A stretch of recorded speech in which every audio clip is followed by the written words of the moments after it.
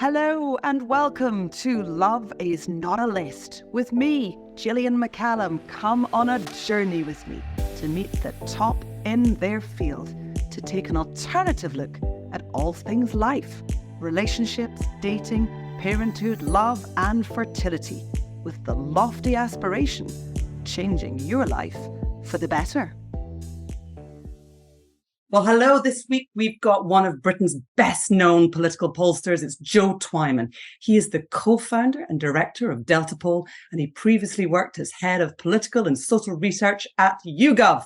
He was a director at the founding of that company back in 2000. Prior to leading the political and social research team at YouGov, Joe held a variety of senior positions within the company and was responsible for building the company's online research operations. He also spent 2.5 fascinating years in Baghdad as a director of YouGov's Iraq operation from 2007 to 2010. He's worked as an affiliated lecturer at the University of Cambridge, a visiting professor at the University of Sheffield, a visiting research fellow at the University of Manchester, and a lecturer of research methods at the University of Essex Summer School. Far more importantly, Joe has conducted a number of public opinion studies on sex and relationships, including what he believes to be the largest representative survey of British sexual fantasies in history. Move over, sure height. Joe Twyman is in town. Thank you for joining me. I have to say at the very beginning, you don't know this, but I'm an unofficial pollster too. If I want to know what is going on in the heart of the nation, I go to the Daily Mail, I go to the comments section, and whatever's been up-arrowed the most, whether it's 3,000, 4,000 or 5,000 times, tells me what people are thinking. Is that a proper way to go about working out what's going on with the British nation and what they're thinking on all matters? Yeah, if you're completely crazy and wish to be consistently wrong. That is a very poor way of even assessing what the views are of the people who read the Daily Mail website. Those types of comments are often and famously subject to huge amounts of manipulation from all sorts of different organisations, and have been now for decades. So I would advise against the Daily Mail comments page and the voting on the Daily Mail comments page as a way to assess these things.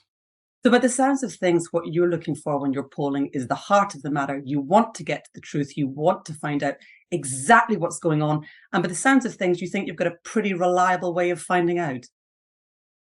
Yes, that's right. I mean, I think I probably won't talk in full detail about the way we go about these things because it would take an extremely long time and perhaps not be top of mind for everyone listening to this. But the short answer is that we seek to accurately represent the views of the population we're trying to survey. And so if that's the British public that we're trying to represent their views, we spend a lot of time to make sure that the people we speak to, whether it's 1,000, 2,000 or 15,000, are a representative sample in terms of age, gender, region, but also many attitudinal things of the country as a whole.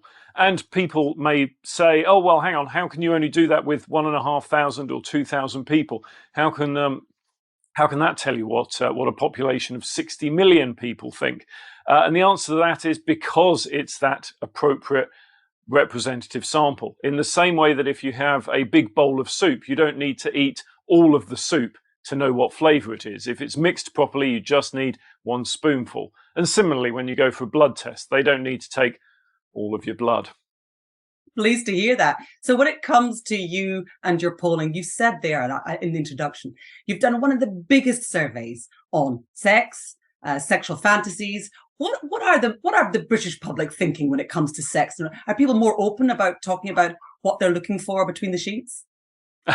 Well, more open. I would say that over the very long term, so we're talking over decades, people have become more comfortable about talking, whether it's sex generally, whether it's fantasy specifically. People have become more comfortable about this, but that is over the very long term. One of the major impacts on that was the growth of social media, but before that, the growth of the internet. But having said all of that, it's not the case that British people, or indeed other people, are often very open about talking about these things. And although progress has been made towards openness, we still tend to be relatively how would I put it, relatively quiet about talking about such things, and that's why the work that was done on sexual fantasies was so important, because a lot of surveys that are conducted on sex tend to be of extremely poor quality, either consciously or subconsciously by the people conducting those surveys, knowing that really they won't account for much and it doesn't really matter. They're just there to attract attention for a website or a product or a campaign or a message or something. And so really the if you like, the scientific quality of that doesn't matter. And so there's loads of surveys out there like that on the subject of sex and similarly on relationships. And then you have the very serious health surveys. In this country, for instance, we have the National Survey of Sexual Attitudes and Lifestyle, which was first run in 1990. That goes out to around 15,000 people every 10 years, and that's a serious health study conducted by the British government. But it looks at sex, but not, if you like, at the fun bits of sex. It looks at frequency. It looks at issues of coercion and abuse, and sexual disease. But it doesn't look at fantasies and role play and things like and different scenarios and things like that. And so that's the niche, if you like, that I seek to fill with my work away from political work, to get a greater understanding of sex and relationships beyond simply, quite frankly, bullshit PR surveys or very dry medical work. So in order to make sure that we're looking at the niche that you fill without it being dry, can you give us some idea of what was in those surveys and what people were telling you? Yes, what we found was that in actual fact, the British people have relatively, with a small c, conservative attitudes towards sex and sexual behaviour. From a number of surveys that we've conducted, one of the things that comes through consistently is that people believe their sex life is conventional. Nearly half of people, when asked, unprompted, to describe their sexual behaviour and their sex life, say conventional. Only 3% of people say unusual, for instance, in contrast to that. And everything else, whether it's dominant, submissive, and all these kind of ways of approaching things, always comes lower than simply conventional. And that same was true when it came to analysing people's sexual fantasies. We did a lot of work asking people in their own words to describe their favourite sexual fantasy. And when you're going to 14,000 people, it's inevitable with such a large number that you will get some wonderful, weird and wonderful, and certainly wouldn't seek to kink shame. Well, I was going to say wouldn't seek to kink shame anyone.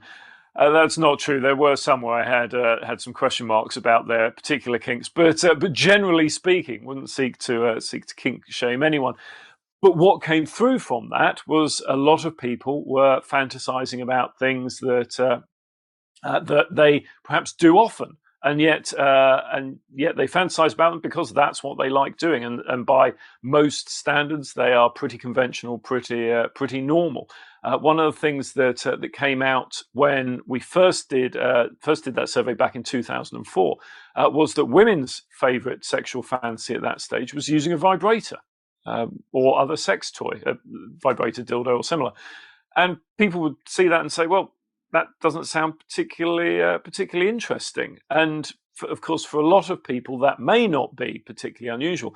But at the time, 49% of women had never used a sex toy, and so for them, they fantasized about it, even though they couldn't actually, for whatever reason, make that move to actually owning one. And for other people, it was something that they enjoyed doing frequently or enjoyed doing every so often, and so they fantasized about it in that respect. It covered a whole host of different bases for women, and so that's how it got to the top.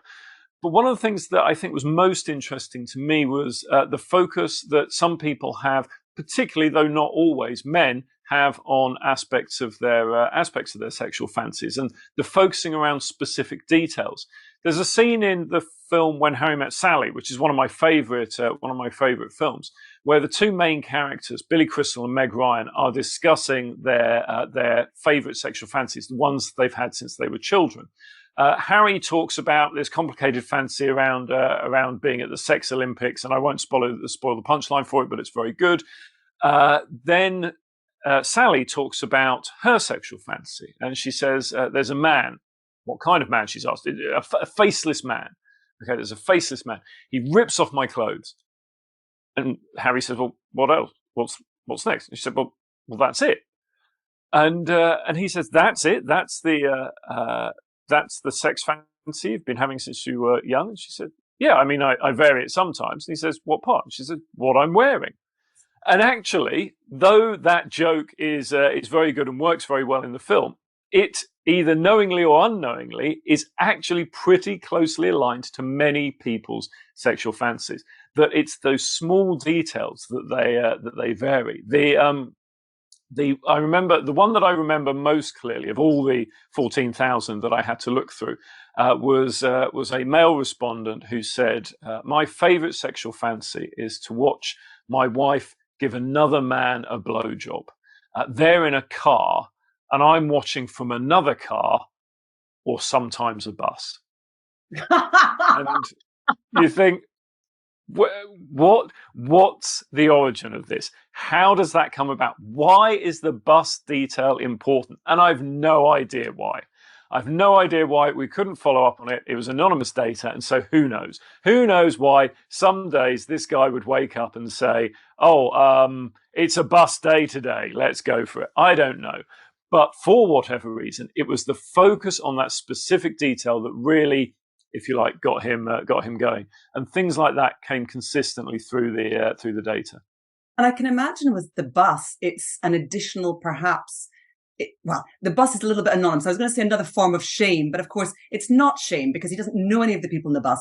What he's also perhaps liking is the voyeurism of the other passengers who presumably, if they casually looked out the window, also saw a lady, because they don't know it's his wife, with a man performing this act. So maybe there's an extra kick from knowing that other people are also viewing this act, but they don't know that it's his wife because they're strangers on a bus. There's all sorts of things we could speculate on this. And yes, the scenario that you've described is perfectly plausible. But the point is, we don't know. We don't know because delving into things in more detail, probing, as we say in the industry, on these things is not possible in the artificial construction of the survey instruments that we run. And that's one of the downsides of these large scale surveys, that actually probing more deeply is difficult. And you can talk about correlations. You can say, oh, well, he, for instance, well, I can't remember his precise details, but let's say, oh, he's an older person, or he's a person in the north of England, or he's a person that reads this newspaper. You can talk about correlations between that, but actually pointing to causation is very, very difficult simply through having these texts in front of you. And yes, the kind of analysis that you've suggested could perfectly be true, but we don't know. We will have to wonder. Maybe if he's listening out there and wants to get in touch and explain things in more detail, by all means. By all means. One of the things that you can perhaps debunk for me, I always had a sense or a feeling or an understanding of women's fantasies that ours were perhaps slightly more complex, perhaps slightly more going on. I get a feeling from having spoken to friends and having my own imagination that there has to be a little bit more to it. You know, we know the year, we know whether there's political turmoil going on at that particular time and how that might impact on the person who's our partner at that point. So for me, there seems to be a huge amount that has to go in to keep the cerebral part of our mind turned on, tuned in to, climax, which is ultimately what we're going for with these fantasies. Did that replicate in the information in the stats that you were getting, or does it seem to be a 50-50 in terms of the fantasies and how we might build them in our minds? Well, this then raises a question about how you define fantasies. In the 2004 survey and subsequent work that I've done, we used the framework set out by Nancy Friday, the famous American sexologist, if I may use that term, and she defines fantasies in many different ways. It can be something that it can be any sort of fleeting daydream that you have. It can be something that you do a lot that you fantasize about. It can be something that you've done a few times and would like to do more. It can be something that you've only done once and would like to do again, or it can be something that you've never done and never intend to do, but the thought of it still gets you excited. And these are the kind of thoughts that we have during the day while indeed sitting on the bus or sitting recording podcasts, etc., etc. And those are separate from the kind of, if you like, active fantasies that you might draw on while actually engaging in sex, for instance. And so there's an important distinction there. But there are differences between men and women, and of course, drawing conclusions based on gender is inevitably more complicated than I'm making it sound. And so, when I say men say this, or when I say women think this, it doesn't mean all men, all women. What it means is women are more likely to, and in some cases, significantly more likely to, and the same for men. When it comes to fantasies, one of the things that comes out is that women tend to focus more on the feelings. And so they will talk about how they felt at the time, and men tend to focus more on the mechanics. And so what's being put where, what's being done, that sort of thing. In terms of detail, certainly when we did, for instance, a word count around the number of words that people were using in their fantasies, and I should say some people were writing nearly 500 words in terms of their description. There really wasn't that much difference, and so the depth that you go in really doesn't seem to vary between men and women. But as I say, the main difference is to do with feelings versus mechanics. And there's a lot of work in psychology that shows that women do need more of that when actually engaging in sex. But as I say, the analysis that we did was more about, if you like, the daydream type fantasies that people have, rather than what they go to actually get more turned on while doing it. And so do you think, by the sense of things, people had a sense of freedom when they were replying? When you said someone wrote 500 words in response, do you think people are maybe not asked this enough or not questioned enough, and this was an opportunity for people to really share what was going on? Because by the sounds of things, especially with your guy with the bus, people were very open about what they're thinking and what's going on in their internal world. And presumably that's part of what you do at Deltapoll, is to try and get this information out of people in a way that feels natural to them, in a way that makes them feel like they can be open, they can be honest, they can write a huge amount about the secret fantasies. Does that sound true to you? Yes, absolutely, and that was definitely part of the aim of the project, and part of the difficulty that we faced. To refer back to NatSal, the National Survey of Sexual Attitudes and Lifestyle Survey. As I said, every 10 years from 1990, 15,000 people are asked that survey, but it's a face-to-face survey. So that means that it usually will be a female middle-aged interviewer will knock on people's doors or stop people in the street and ask them to complete the survey. Now, nowadays, that tends to be done more online, but still, in those early days, and still now for people who aren't online, the idea of, let's say, giving 455 words about your favorite sexual fantasy to a middle-aged woman who's sitting in front of you is going to be, shall we say, difficult for most people. I mean, there will be some people out there for whom it's actually a plus, but they will be relatively few in number. So instead, the whole point about an online survey is that it doesn't have that interviewer effect. It doesn't have it doesn't make people feel, we hope, uncomfortable. And indeed, there's a lot of evidence to show that people are more upfront, for want of a better expression, when it comes to online surveys. But even then, simply going straight in and saying, right, what's your favorite sexual fantasy? It doesn't work like that. You could do that. There's nothing technically stopping you to do it. But it doesn't produce very good data. And so what we focused on was the whole story of the questionnaire. And the questionnaire took a long time to develop, to guide people through the process and to get them to feel at ease. And so it started off talking about relationships in general, friendships. How do you feel to different people within your life? Is there a special person in your life for whom you're particularly close to, or more than one?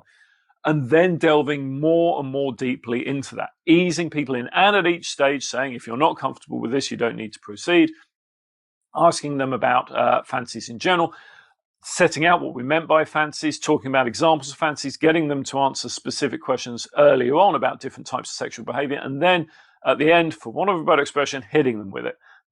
It wasn't the final question, but towards the end of the survey, asking, please explain in as much detail as possible, in the space below, your favorite sexual fantasy. And by that stage, people were, in most cases, sufficiently warmed up and relaxed to then provide us with the information they did. And it wouldn't surprise me from listening to this if the kind of information that people shared with you, they possibly hadn't shared before. They might not even have told their partner, or in the case of the chap you mentioned, their wife, this might be something that they keep hidden? Was there any kind of sense of shame, or did you get a sense that people were quite open about discussing their fantasies, that they were willing to do that? Or is this a part of their life that you think they keep hidden in secret for no good reason, in my opinion? But is there a reason? Do you think that's possible? Well, one of the things that we asked was how comfortable people were about their fantasies, and how likely they were to tell other people, or particularly partners. And it's a full range of responses. Some people are very nervous about their fantasies, and in some cases, you could argue that the particularly unusual nature of some of those fantasies made it a logical behaviour. But in other cases, people were simply shy about these things, which is a completely natural reaction. To go back to what you were saying about whether people feel, how would I put it, at ease with these things, or whether they feel comfortable now saying these things. It strikes me, and I don't have data on this, but this is just something that I've sort of played around with. It strikes me that if you look at British history, every few decades, something comes along which really catches the imagination. I think specifically because its entry into the zeitgeist means that people are then given, if you like, permission to talk about their sexual fantasies with their partners in a way that they felt, for whatever reason, they didn't have before. And so if you go back and you think, go back to the early 20th century and Lady Chatterley's lover and the obscenity trial around that became a sensation, and people were talking about sex in a way that, certainly in Britain, for many decades, if not hundreds of years, they hadn't talked about before. They were starting to do it because of that. Fast forward to the 1970s, and you then have the growth of films like Deep Throat, particularly Deep Throat, and the story of Oh, the Green Door. This gentrification of high quality pornography coming over from the United States that really captures the imagination, and again gives that generation the opportunity to talk about sex and discuss things that previously hadn't been really discussed in as much detail. And then fast forward to more recently in 50 Shades of Grey, and the publication of that series of books and associated films. And then you have this permission, because it's part of the cultural landscape, because it's part of the zeitgeist, you have that permission to discuss the kind of things that are explored in 50 Shades of Grey in a way that hadn't been given before. And if you're, I know that if you're particularly into the kind of scene that 50 Shades of Grey purports to be talking about, you might say, oh, well, that's not a fair representation of that. I completely understand that. My point is, it doesn't need to be. It's a mechanism for giving permission to people up and down the country to talk about these things, because it's on the TV, it's on the internet, it's in the newspapers. And so you can say, oh, that 50 Shades of Grey book, I saw that was trending. That's quite interesting. What do you think about nipple clamps? And so on and so forth. I think that just might be the line of today. So in terms of the research that you're doing and what you're discovering and what you're finding out, how does this translate to single men, single women who are out there dating? The openness, the willingness to talk about it. You've talked about the 50 Shades of Grey, the fact that we're far more open perhaps about sex. Do you think it translates in the dating world? I mean, my own perspective is that online dating certainly facilitates this belief that there's an unlimited pool of people for you to date, which means you could carry on going through them till you find someone who maybe finds the same fantasy as you've got. But have you seen that in terms of your polling for men and for women in terms of their mate selection or their partner? Has that been altered by online dating or the more kind of openness around sex and sexuality? Well, I think there's a lot to unpick there. The first thing that I would say is that over the last 10 to 15 years, with the growth of social media, but also many other things that have been developed at the same time, I get the sense that we are developing a desire for things to fit exactly as we want them, if you like. And so, because of the near infinite choice and at the same time on-demand lifestyle that many people now lead, and indeed are able to lead as a result of developments in technology, there is shall we say, less of a tolerance to the idea of broad church and compromise. And you see that in politics very clearly, with people quite often refusing to back down, refusing to compromise on specific issues, and even when it comes to political parties. And at the same time, I think, as I say, the data for this is a bit sketchy. But my sense is, and I think that you're seeing that in dating as well, in that people have a desire for what they want in a way that they didn't have when, for want of a better expression, they simply had the choice of everyone of all the single women in the village, and nothing beyond that. And so, if, for instance, you have a particular kink, a particular fetish, a particular sexual act that you wish to explore, there are dating sites that are out there and will cater for that particular desire, in a way that if 10, 15 years ago you had that desire, it would be far more difficult to find. And so you can be more specific with your targeting, but at the same time, with something like the large, basically anything associated with Match.com, which of course owns Tinder and all these other sites, anything like that where there's a huge scale, that also provides you with opportunities that weren't there 10, 15 years ago, because the mechanism for finding people is far easier than it was. And so all of that is changing the way in which we approach dating, in which we approach relationships, and ultimately in which we approach sex.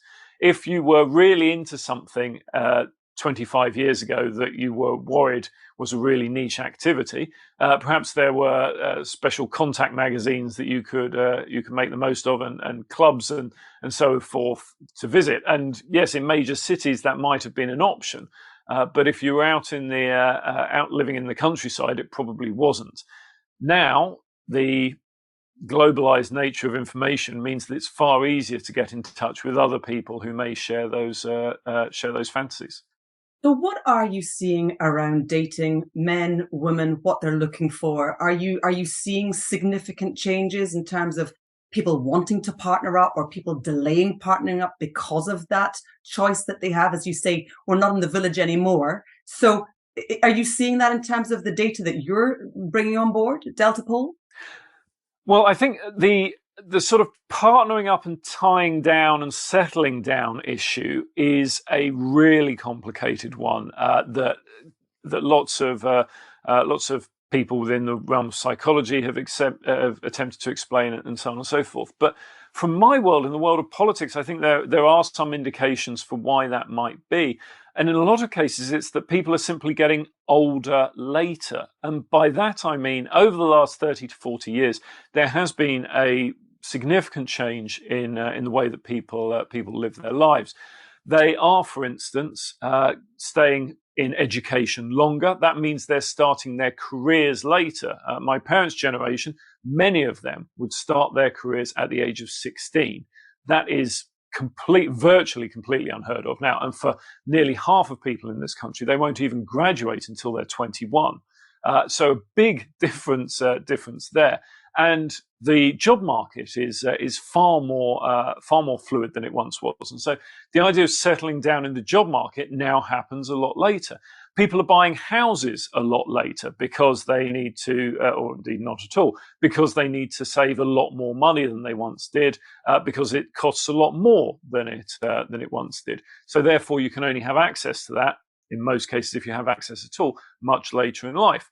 People are also getting married later. They're having children later, and all that is linked. And so there isn't really the sense of settling down in any aspects of people's lives in the way that there once was at younger ages, because of all these circumstances. Then, when you throw into that the fact that meeting new people is extremely straightforward now compared to what it was, you have this, if you like, this perfect storm for promiscuity. I mean that in the literal sense, moving from one to another to another.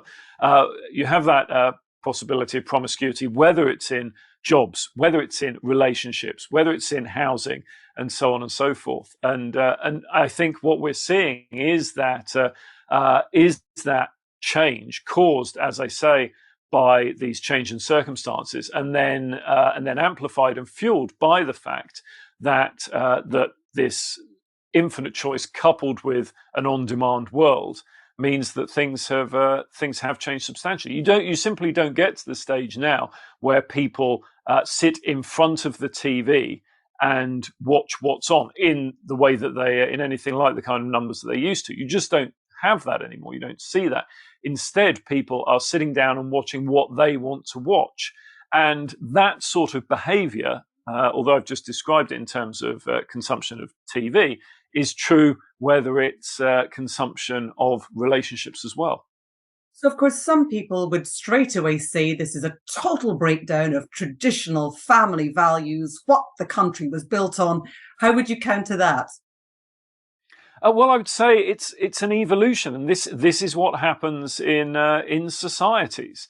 If you go back 300, 400, 500 years, the vast majority of people only knew the people in their immediate locality. That was probably about 20 to 25 people. And the likelihood of traveling the 8 to 10 miles to see the people in the next village was extremely small. And so behavior was obviously very different then. Since then, we have had industrial revolutions, of which the data revolution is the fourth.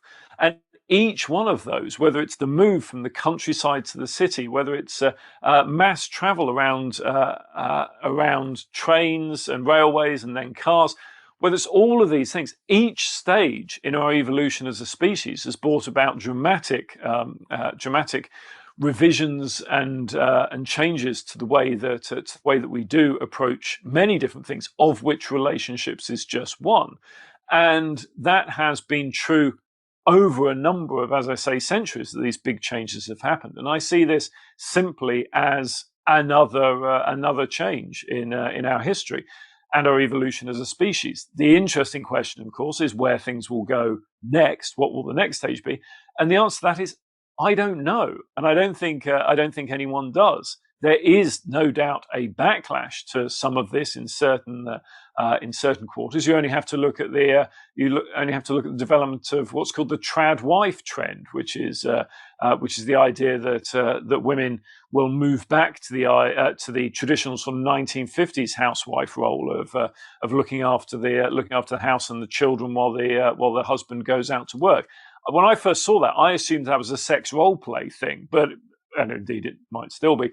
But that is a very, very small movement, but it's attracting a lot of attention and is an example of the kind of movements away and backlashes that we've seen towards the general movement. But I do think that what we're seeing is just another example of the evolution of the human race.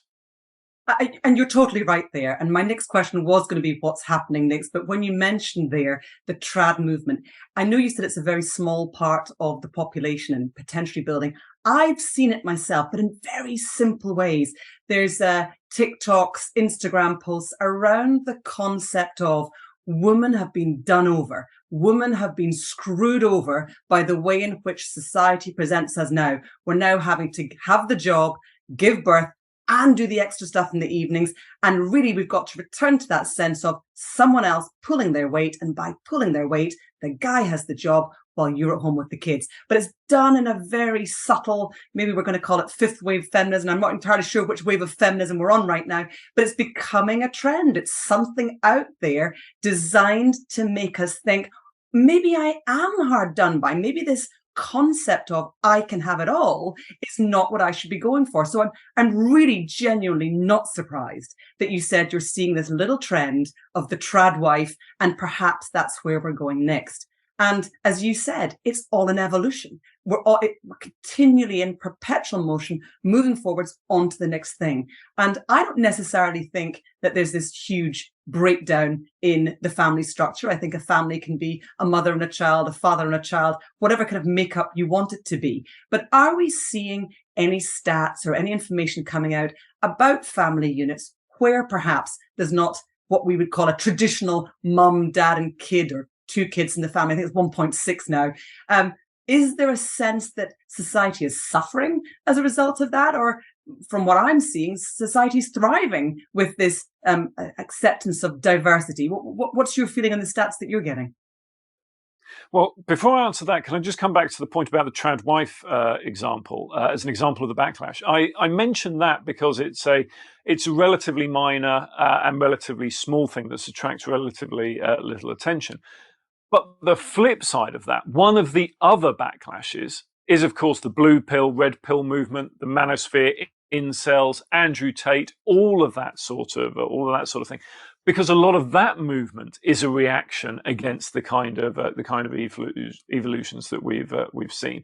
And what they're reacting against, to answer your question, is a change in the way that families are perceived, and we have seen, for instance, in recent years, a large growth in the number of same-sex partners with children, and that becoming an established family unit in many areas of the country where it wasn't, say, 20 or 30 years ago. And so that's a big change to the family unit.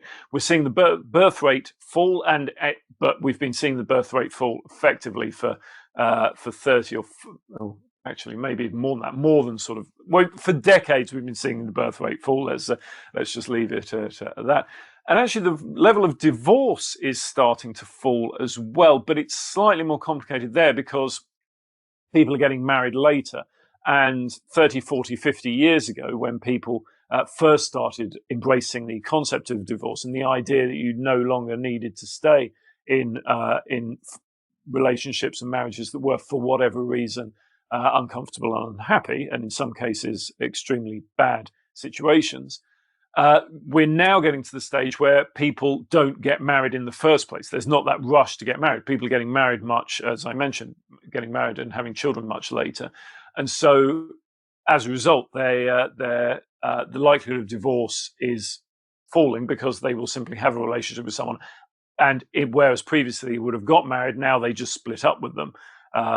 And because they're not married, it doesn't count towards statistics. So that's a bit of a minor point, but it gives you an illustration of how things are changing. What I think I would characterize all of these changes as, though, is an example of the complexity of British and also societies in other established democracies, where it is simply more complicated now than simply man and woman and 2.4 children. There are many, many different alternatives to that, which have developed for people's circumstances, which I personally think is an extremely good thing. But not everyone shares that view. You mentioned Andrew Tate at the beginning, the man who holds himself aloft as the man that all women want, and yet I've not met a woman who wants Andrew Tate yet. Any fantasies, because of course women often fantasize about what they definitely don't want, any fantasies about Andrew Tate in your file of 14,000 people polled? Well, we haven't rerun that particular question since Andrew Tate rose to prominence and indeed was subsequently arrested and charged. But in terms of the, shall we, to massively simplify the situation, there's no doubt that a certain proportion of people, certain proportion of women particularly, fantasize about a quote unquote bad boy. And I do not for 1 minute wish to denigrate the situation that led to Andrew Tate's arrest, which I do think is an extremely clearly, given that he's now been charged, is an extremely bad situation. And so I'm not talking about that, which I do consider as an extremely serious situation. But putting that to one side, there is a thread that goes through some people's fancies of an attraction towards a bad boy. But actually, when you explore that, what you see is that some women, and it's really not that many, do have an attraction towards what I would describe as physical capability. And so they're attracted to strong people who, in a lot of cases, they see as protective, but they're also attracted to confidence and to competence, which the quote unquote bad boy bit tends to provide for them. What they're not attracted to in most cases is the fact that they do bad behavior. That's not part of it. And so, to go back to the Andrew Tate thing, I think the idea that large numbers of women would be attracted to someone like that is just completely false. That is, of course, the projection that people like Andrew Tate are putting forward to men. They are saying to other men, this is what women want, whereas in actual fact that's massively detached from reality. But men buy into it because they see the successful thing in front of them. Now, it's worth pointing out that there will still be some people, a fractionally small number of people, who are attracted to that, in the same way that there are a fractionally small number of people who are attracted to serial killers, for instance, and to famous prisoners. But we're talking about the tiniest of proportions of the population. That is not representative of women at all. And so, yes, there are some people that are attracted to the quote unquote bad boy, but for different reasons than their bad behavior. And the number of people who are actually attracted to bad behavior is minuscule. I am thrilled that you drew that comparison. And while we are not saying in any way, shape, or form that Andrew Tate is a serial killer, I like that the proportion of women out there who are attracted to him are in similar numbers, because I do fear for the incel movement. I fear for the movement where men are being taught that that is what women want. It's not. And while we might have a sexual fantasy around this, and we might like this little idea, we don't actually want to date these men. And as you said, the types of men that we do want to date have got competencies and various other things that makes us desire them and want them. So what I'm interested to know, what are women looking for? What do women want from a man? We know what they don't want. That's Andrew Tate. But what do they want? You've talked about the competencies. And on top of that, after that, what else are men looking for? What are men looking for in a partner, in a girlfriend, and someone that they'd like to date? And we're talking, of course, it's heteronormative relationships here, but you can also tell me in general about other relationships too. Yeah, I mean, most of the work that's been done in this area tends to focus on heterosexual relationships, and that is mainly because the sample size available of heterosexual couples is much larger than that of bisexuals or gay people. And so, yes, when we talk about this, when we talk about all of this, we're generally talking about what straight men and women are interested in, and the answer is inevitably it is complicated. And what makes it complicated is what people are looking for different things. And so the attraction that someone might have to dating someone, the attraction that someone might have to sleeping with someone is not necessarily the attraction they have for having a long-term relationship with someone. And that's particularly true for men. One of my favorite examples of attempts to explore this was a study that was conducted in the United States, and it was looking at what women want from a sexual partner and what women want from a long-term relationship. And in order to investigate this, they focused just on the area of penis size, penis shape, the whole package, for want of a better expression.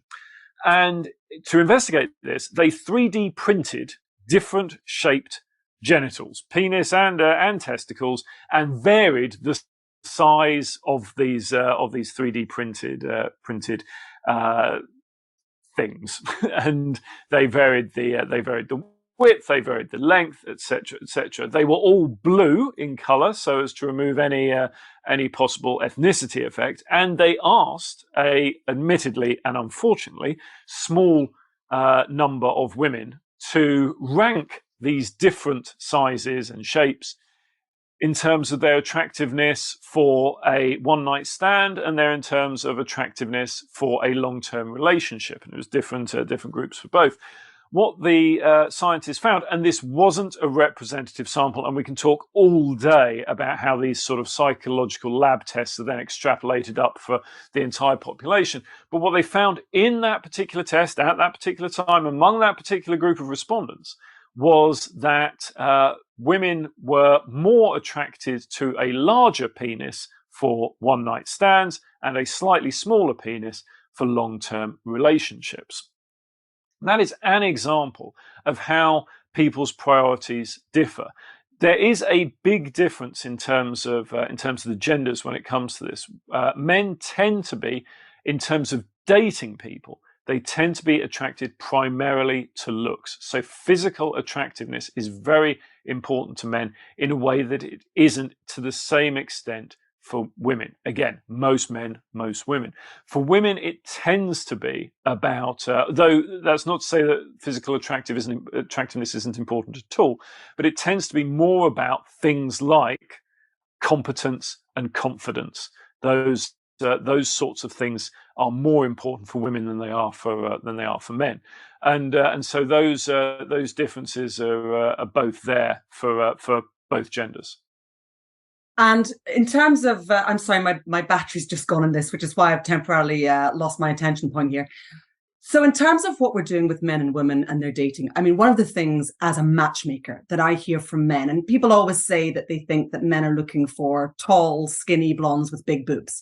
And purely as a matchmaker, I get told far often things such as, I'm looking for someone who's kind. And the second most common thing I get asked for is no plastic surgery.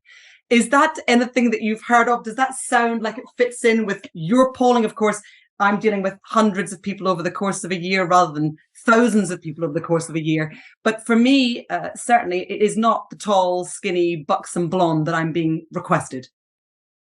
Well, let me take the.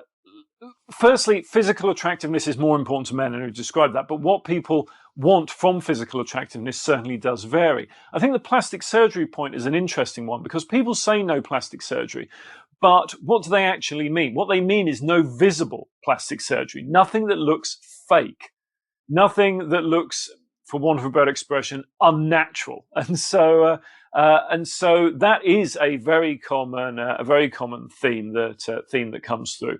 People want an authentic look. But you see the same with men when they talk about makeup.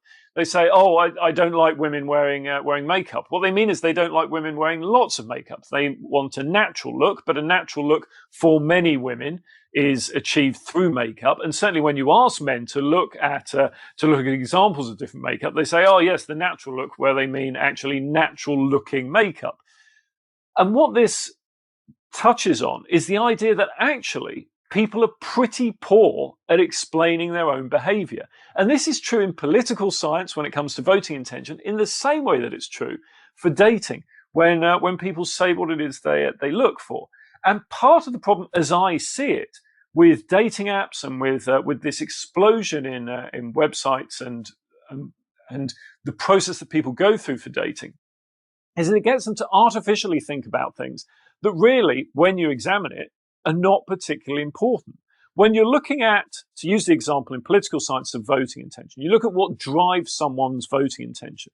If you look at this sensibly, you will use what's called a multivariate model, a regression model, to look at lots of different factors to determine which of those drives the dependent variable. In other words, the actual thing that you're trying to predict. So in this case, vote. So what determines whether someone votes Labour or votes Conservative? Well, it might be their age, their gender, their education, their attitudes towards immigration, economic competency, etc., etc. All of these factors go in, and these factors combined within the model explain a certain proportion of a person's vote preference towards Labour. But then there's something called the error term in these statistical models, which basically means everything else. And that everything else in data is hugely important, and particularly important in dating, because you may be asked as part of the process, what do you think about what would your ideal height be, or what would your ideal ideal income be? And we see this in really extreme cases with the 666 foot dating phenomenon, which are you familiar with for those of you at home not familiar with the 666 dating phenomenon? The 666 dating phenomenon is the idea that women will put on dating profiles or will say in conversations that they're only interested in 666 dating. And 666 dating means men who are at least 6 foot, have a penis at least 6 inches in length, and earn at least 6 figures. That for them is the important thing, because they think that's what's important. And there are various ways through dating processes that you're asked questions about income and height and all these other things. But actually, when you look at it statistically, all of those things that people say are important to them actually account for a relatively small proportion of the attractiveness that somebody has for someone. And the error term is enormous. That other bit, the intangible, is really difficult to measure. But that tends to be these sort of softer, hidden attributes, such as, yes, kindness, but as I say, competence and confidence for men, and for women, attractiveness, physical attractiveness, but also various things around compatibility, around confidence as well, and that all comes together. And it's really interesting to me that people have moved towards something like Tinder, because it is just so often, particularly for men, just an immediate, well, do you like it or not? That's tapping into the error term through less conscious decisions that people make, which actually in some cases can be more useful and more powerful. It's about asking the right questions and really understanding what people want, rather than just having them say that of course becomes so important. And you will know that as a matchmaker, these things are important. What we do know from the data around websites, however, is there are things that people lie about, and they lie about because they think that they're important to people. And in a lot of cases, people genuinely do think they're important to them, and so make measurements on that and make decisions based on that, even though, as we say, actually, if they examined their own behavior in more detail, if they were asked the right questions, they would understand that some things are more important. The things that people lie about change from gender to gender. Men will lie about their height and their income. We know that they will elevate both. And I say that as someone who's 6'4", and so we'll regularly have people say, "Well, how tall are you?" Sort of 6'6", because nobody knows how tall 6 foot is anymore. No one has an accurate gauge of that. And I will regularly speak to men who will say, "Oh, you must be. I'm 6 foot, so you must be 6'6". And I say, "Or I'm 6'4" and you're 5'10". But anyway, so men lie about their height and their income, and women lie about their age and their weight, because it's thought that those are the things that the men will be looking on, and so the age and the weight go down, the income and the height go up. And the thing that I love about what you've just talked about, Joe, is what we experience on the ground as matchmakers, which is people coming to us with this huge shopping list. As my trademark slogan goes, love is not a list, but they come with this huge shopping list of what they're looking for in a partner. And when it comes down to it, they're kind of a unicorn that they're looking for out there. And what I often say to my clients is, imagine you're at a dinner party and you're sitting next to this incredible, funny, great company, doesn't matter the gender, guest who's sitting right next to you. And you discover that they've recently been set up with a friend of yours. The host has set them up with a friend of yours. They're in this great relationship. And you corner your host in the kitchen and say, "Why on earth did you not introduce them to me? They are perfect. They're my ideal partner." And they turn around and say, "Well, I'm sorry, they didn't have a university degree. And you said you could never date someone in banking. You've always said you would hate to date a banker." And they say, "But not that banker, not that banker." And this is the whole thing that we deal with every single day as matchmakers, is trying to take this laundry list that people are looking for and say, none of these things count. None of these things are values. None of these things dictate how someone makes you feel or whether they'll make you a cup of coffee on a Sunday morning. None of these things control whether or not you should be in a relationship with that person. But they cling to this list. They cling to this list for dear life. And it's great to hear that you are seeing that too. You're seeing this total separation between what someone thinks they want and need and what would actually be brilliant for them. Now, I have a friend. Yeah, and that's as true in political science with voting intention as it is with dating. People have this idea, and it tends to be very different. Which is why you get politicians focusing on the idea that, oh, well, if we only deliver this one policy, then people will vote for us. No, it's a lot more complicated than that in politics, and it's a lot more complicated than in the world of dating. And that's just thinking about going on a date with someone before you've even considered the different or tweaked set of considerations that you have for someone, whether you want to be in a long-term relationship with them or not. Now, I have a very naive friend. She's a total delight. She's called Brenda. I told her that I was meeting you today, and she came up with a couple of true or false questions that she wanted me to ask you. She's a sweet girl, but here we go. True or false? In a survey of social media users, it was found that 66% of people would rather receive 100 retweets than $100. Does that sound true or false to you? Well, I mean, that may be true in the sense that a particular survey produced those results, but does it mean that that's representative of social media users? No, it doesn't. It means that that's almost certainly a bad survey. True or false? And again, she's a sweet girl. According to a survey, 90% of people believe that sharing a pizza is a more intimate act than sharing a kiss or having sex. As I say, I would suggest that's the type of survey that is used to. That was probably a PR survey for a pizza company used to advertise a particular new type of pizza or a new pizza company. That they produce that statistic in order to get in newspapers. And you see the same sort of thing time and again. My favorite statistic along those lines is a survey that was published in the Daily Mail saying that 2/3 of women have listened to Adele's song Hello. Many of us will be familiar with that song. So 2/3 of all women have listened to Adele's song Hello and then phoned an ex to reconcile. Two in every 3 women have done that precise thing. That was the suggestion. And when you delve into it some more, you find that this was a survey by a website called whatsyourprice.com, which positions itself as a dating website, but one, shall we say, very different from the kind of dating you're involved with. On that website, you can pay to go out on dates with people, or you can be paid to date people. Now, call me old-fashioned, but I thought there was a term for that. But apparently, this website provides the opportunity to do that. And that survey was designed purely to attract attention for that website, and it worked. These types of surveys are everywhere, and they have little. In fact, in the vast majority of cases, they have absolutely no value whatsoever. So men don't need to worry about their partner's exes quite yet. Hello is still allowed to be played at home without risk of divorce or breaking up a relationship. Joe, I've got one final question for you. What is the best piece of advice that you would like to share?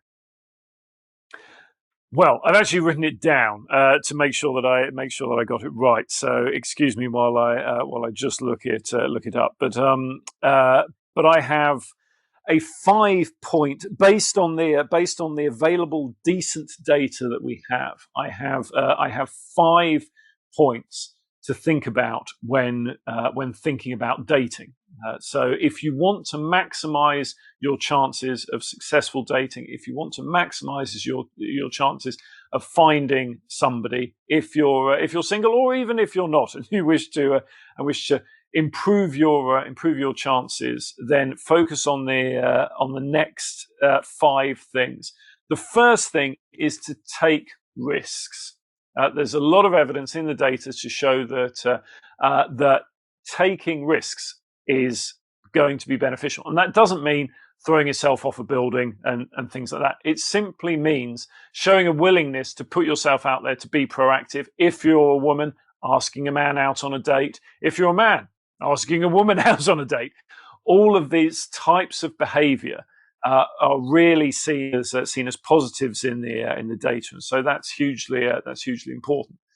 So that's number one, taking risks. Number two, maximize your physical attractiveness, and by that I mean that we're all given, if you like, a set of attributes when it comes to our physical attractiveness, many of which we cannot change.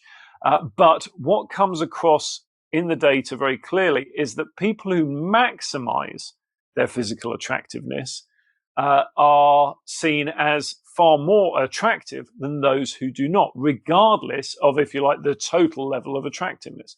And so that means working on personal hygiene, working on nice clothes, clean clothes, clothes that fit, thinking about what you're wearing, having a haircut that makes you look good, whatever that may be. All of those types of things, efforts that you go to maximize your physical attractiveness, will pay dividends to both men and women. So that's really important. Next one on my list is to demonstrate pro-social behaviors. In other words, whether it's your profile picture on a dating website or whether it's the discussions you have on a date, talk about the fact that you do social activities. Talk about your friends, what you do with your friends, the group activities that you do, the interaction you have with other members of the human race, particularly those who you're close to, and demonstrate the fact that you do have friends and you do have this wide network.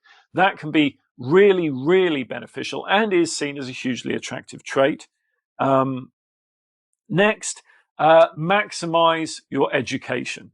There is no doubt that people who have taken the steps to, at the most basic level, stay in school as long as they can, tend to be more attractive to people of the opposite sex. Once you get to higher levels, for instance, the distinction between an MA and a PhD is more fuzzy. But certainly, particularly for men, educational, and it doesn't necessarily need to be qualifications, but educational benefits will in turn benefit you in terms of attractiveness to others. And then lastly, what's on my list? Yes, number 5 is to enlarge your friendship group. Take steps to actively enlarge your friendship groups, whether that means signing up for new classes, going to events with people you don't know, but taking the opportunity to meet as many people as you can. And that's linked to the taking risk aspect. But simply enlarging the numbers of people that you meet will pay dividends. And so to go through those again: number 1, take risks. Number 2, maximize physical attractiveness. Number 3, demonstrate pro-social behaviors. Number 4, maximize education. And number 5, enlarge your friendship groups. Those are my 5 recommendations that I've basically stolen from other people all over the internet and brought together as my top 5. Joe Twyman, I was hoping that the final image that we all had in our minds was of this blue printed phallus in large size form, but unfortunately it's not even going to be the nipple clamps. I think your 5 points that we have been trying to tell our clients about, sharing with our clients, sharing with as many people as possible, your 5 points went even further than I think we've ever done. Thank you so much for those. That's really going to help people who are out there, single, looking, and determined to find the love of their life. Who knew that you would be the font of all things matchmaking and dating? We can add that to your list of credentials. Thank you so much, Joe. Thank you. And I have a whole presentation on the research around sex. If anyone is interested for weddings, christenings, bar mitzvahs, and funerals, I'm available for hire. Just find me on all the social medias.